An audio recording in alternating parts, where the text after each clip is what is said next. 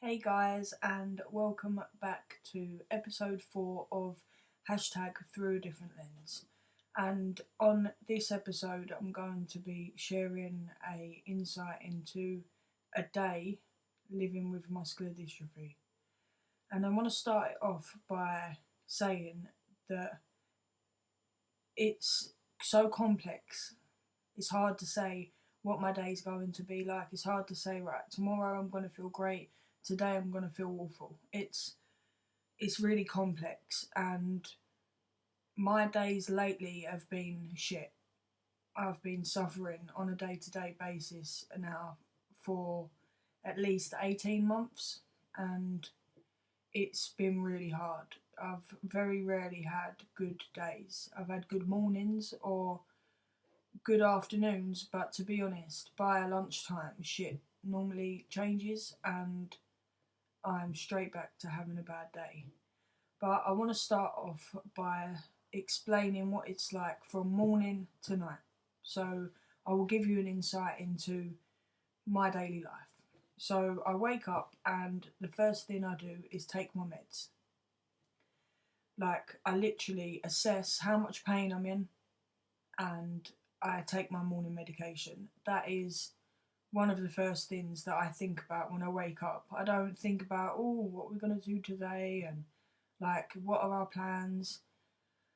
It's simply getting my pain under control. That is how I start my day. I assess how much pain I'm in, and if it's bad, Laws will help me to the toilet. That's my partner. She'll help me to the toilet, my morning toilet, and then help me in the living room and make me a drink.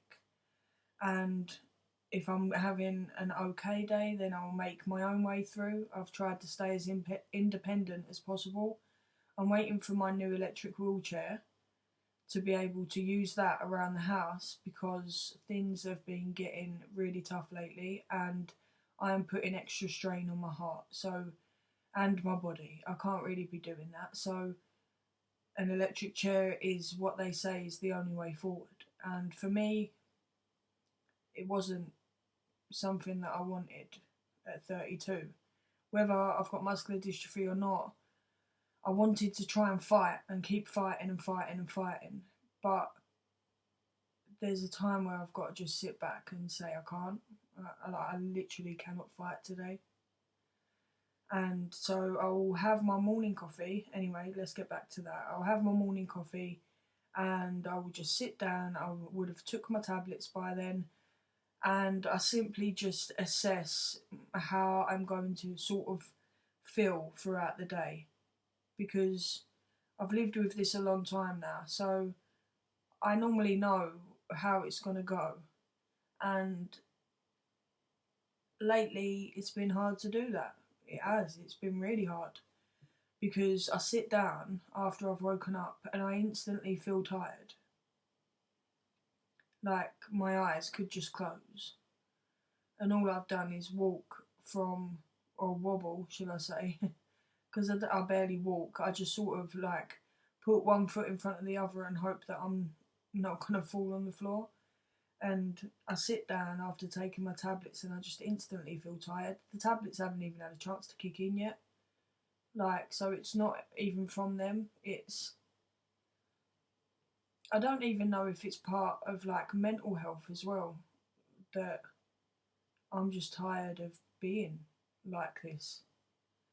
I'm tired of living with this. I'm tired of waking up and living with this. And I'm tired of everything because it's hard. Like, it's extremely hard on not just my body, but my mental health as well. Like, it dives throughout the day. I'm up and down. Like, I'm all over the place.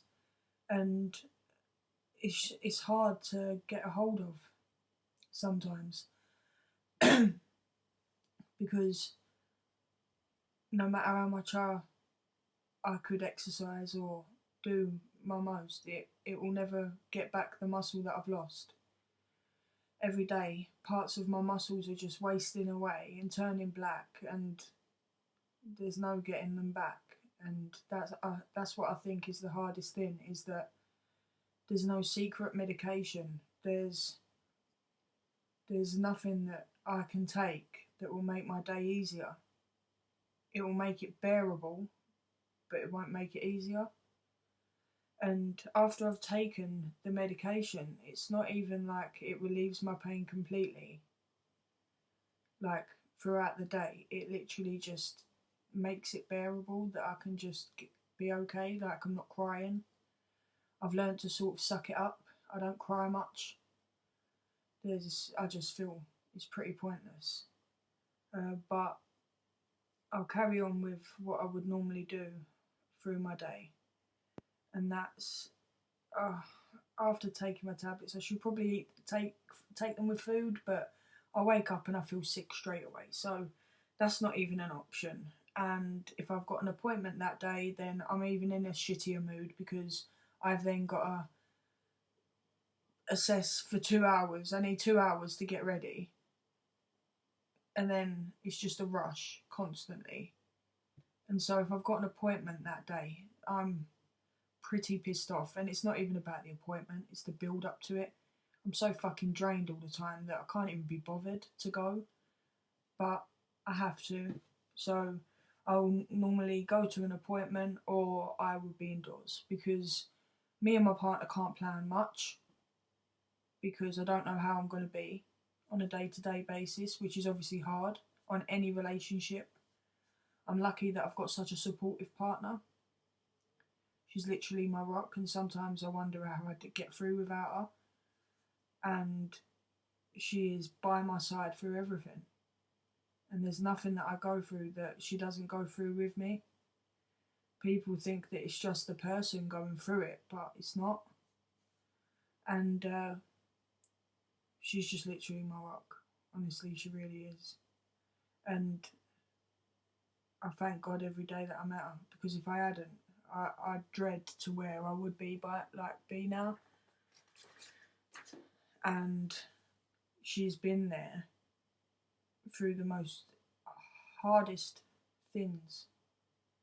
She's never been scared, or that she doesn't show it anyway. She will just be strong and be there for me. But sometimes I'll worry and I think on a day-to-day basis who's there for her. And I think that's quite hard for me to get my head around. But if I have got an appointment that day, I will struggle for the shower. So I'll get back to what I'll do through my day. I struggle in the shower.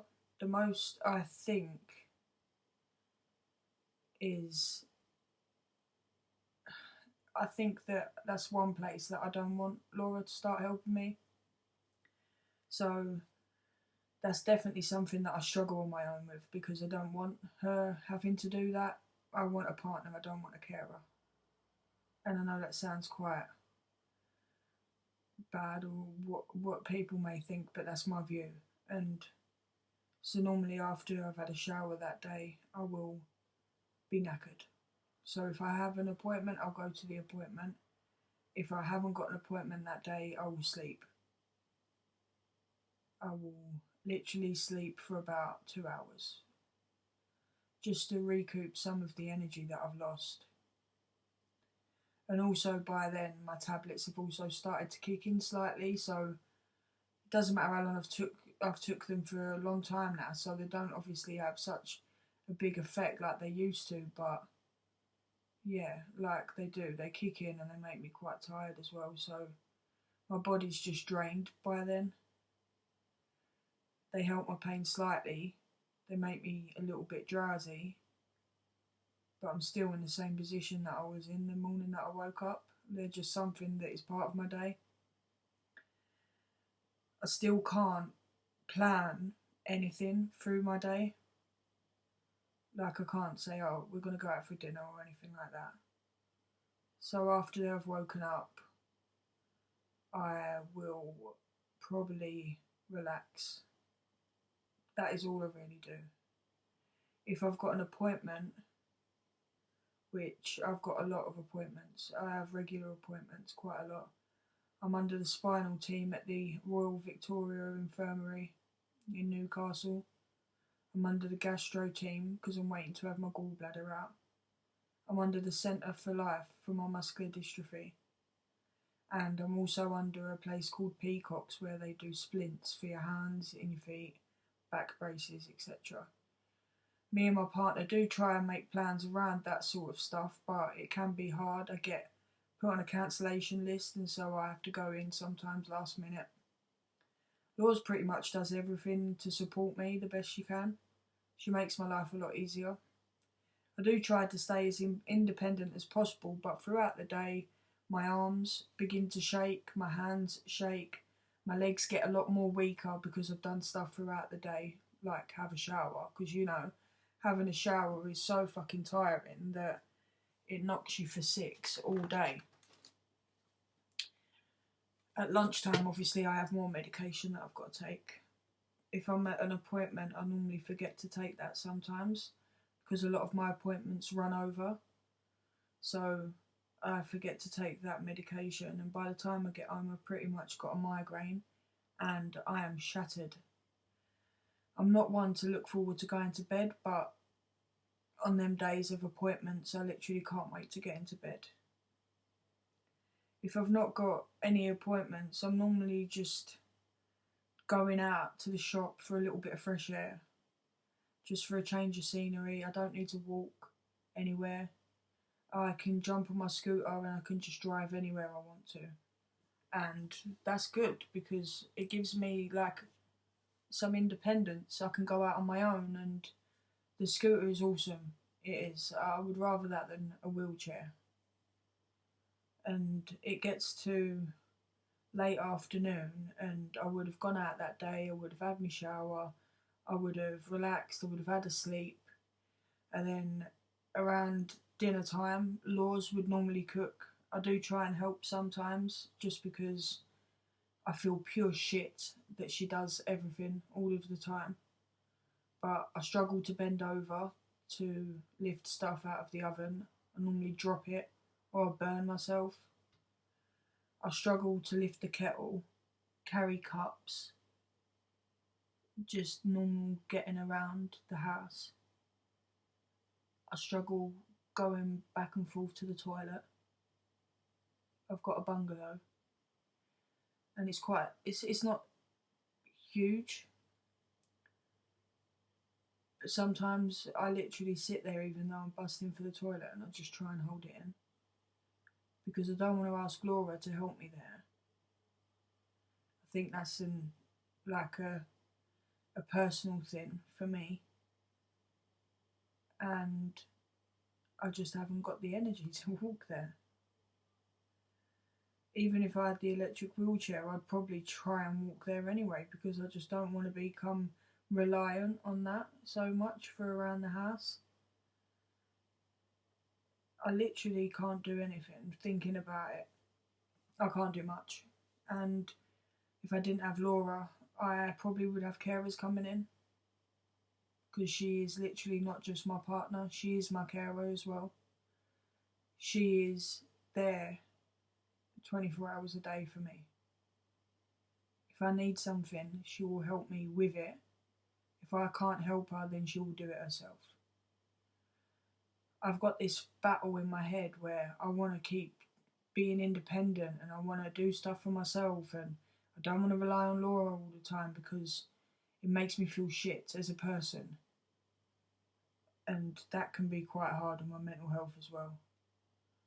So the evening times, after we've had dinner, I will take my nighttime meds at 6 because it takes a while for them to kick in and I don't get tired like much. So by the time we sort of go to bed, I feel a little bit tired.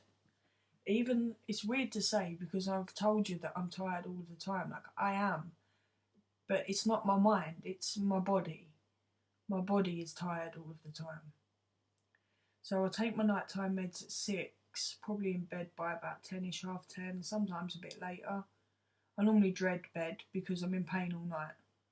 I will wake up through the night, sitting on the edge of the bed, falling asleep because my back's hurting, or my hips hurting, or my legs hurting, or I just can't settle. I've got restless legs where I feel like I've just got to keep moving them constantly. Just can't get that stretch that I need. And that can be really hard because obviously I need as much sleep as possible. It wouldn't really matter if I slept 20 hours a day. As soon as I woke up, my body would still be tired. And that's something that I can't get my head around. Because my body is weak, but my mind isn't. That's what I think is hard about all of this. My mind is sharp. It sometimes even forgets that I'm disabled. Like, I will go to get up and I just know that I can't. My mind will say do it, but my body just won't. That's difficult. I think my therapy that I have will and is based solely on how much I struggle with my disability. How on a year-to-year basis it changes, and my needs change, and what I can do changes. And that's really difficult for somebody to deal with. Sometimes I expect myself to be Superwoman and to just be able to do everything. But sometimes I just have to sit back and realise that I can't. And it's hard, like it is. Laura is amazing. Like, she's literally there for me all of the time.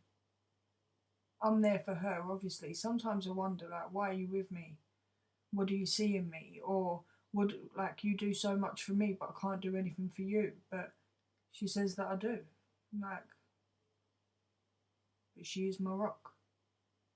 And I think the whole point of this video was to show you just a little glimpse of what it's like living with muscular dystrophy. This is my life on a day-to-day basis. It's not something that's once in a blue moon. This is every day. The once in a blue moon is normality, where I will go out for a meal, but when I come back I go to sleep because I'm so drained. Or we'll go and do a bit of shopping somewhere, and I'll also come back and sleep because I'm so drained, even though I've sat in a scooter and done nothing. And that is normality. But it's once in a blue moon. It's something that I should be doing a lot, but I'm not.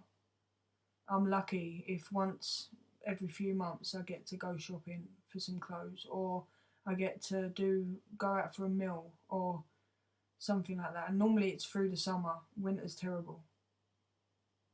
But I just wanted to, like, I'm gonna round up now, guys, but I just wanted to show you just a little glimpse of what it's like. And this video has been really, really hard for me.